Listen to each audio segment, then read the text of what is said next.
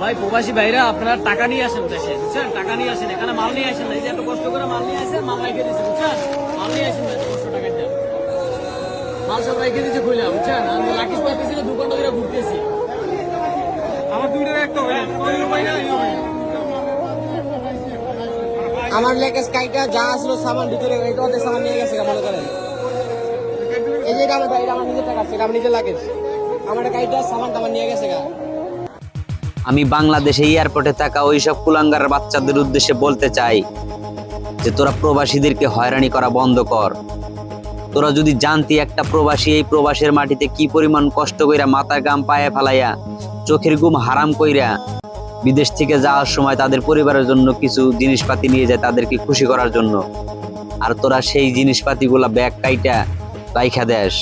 আর কত প্রবাসীর ব্যাগ কাইটা তোরা জিনিসপাতি চুরি করবি, আর কত প্রবাসীর চোখে তোরা অশ্রু জড়াবি। একটা কথা সব সময় মনে রাখিস, আল্লাহ ছাড় দেয় কখনো ছাইরা দেয় না। যেদিনকে ওই উপর আল্লাহ তোদেরকে ধরবো ওই দিন বাপ ডাইকাও কুল পাবি না।